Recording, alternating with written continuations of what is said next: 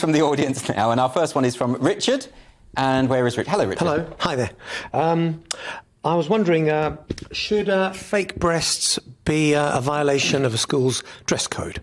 OK, now, this is a Canadian school, and you will have seen this because this image has gone viral throughout the week. Do we have the image, by the way, of the school teacher? Let's have a look at this. Now this is obviously a male school teacher who identifies as female and wears huge prosthetic breasts. Woodwork teacher, apparently. Now, people have obviously complained. A lot of the kids at the school have sort of said this is putting them off a bit.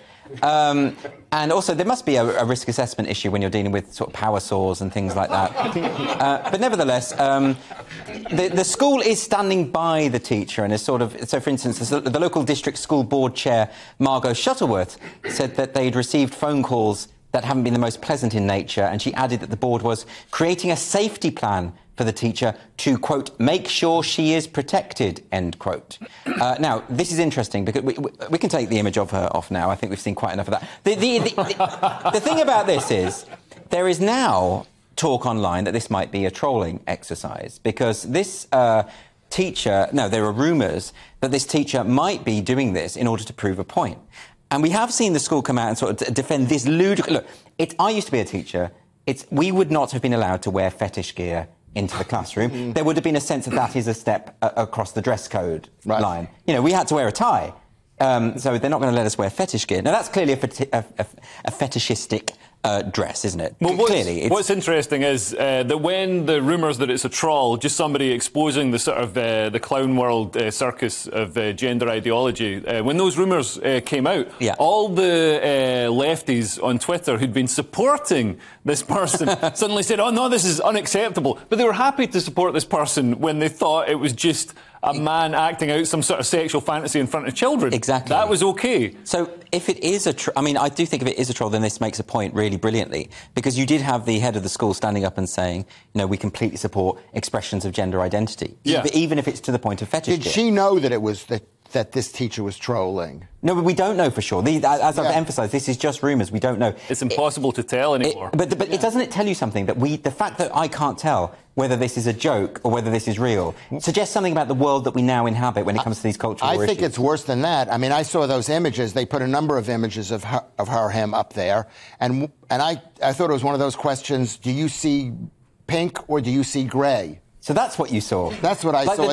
Do you know what I'm talking about? Yeah, like the dress. Is the dress yellow or blue? Is the dress yellow or is it red? I can't believe an image like that, and that's what you go to, the colour scheme. The colours... I mean, there are other things to look at in that image. I was also thinking she was operating like this, you know, this bandsaw, which was quite dangerous, and the nipples could have broken the They're not real nipples.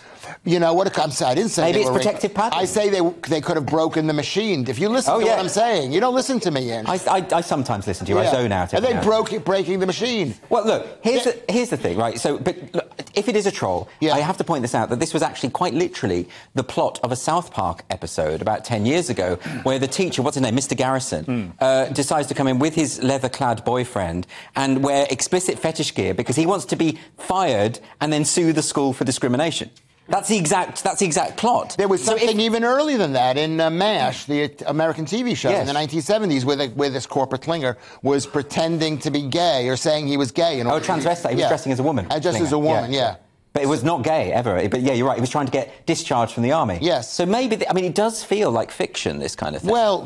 What do you think, Leo? Is this real or is it not? Well, the rumour, who's apparently a student at the school, says that this is a teacher who was in trouble for toxic masculinity and not adhering to the woke culture. OK. The school, so in revenge, has decided to come in with massive... fake breasts like Gaza on a night out in 1987, to wind up and sort of show the ridiculousness and get fired. Interesting hypothesis, but of course we don't know because the claim in of itself might be a hoax. Yeah. As in the claim that it was just a post on the internet. It was just a post on the internet, so we can't really trust that. Yeah. I wouldn't be surprised if this is completely real, because, you know, I think that we've reached that point when it comes to the self-identity. Yeah. That people like Stonewall, groups like Stonewall, have incorporated gender dysphoria and genuine cases of people feeling they're in the wrong body. They've conflated it with fetish autogynephilia and that kind of transvestism. And according to the logic of gender ideology, yes, this is a woman, and we must affirm her. And anybody who doesn't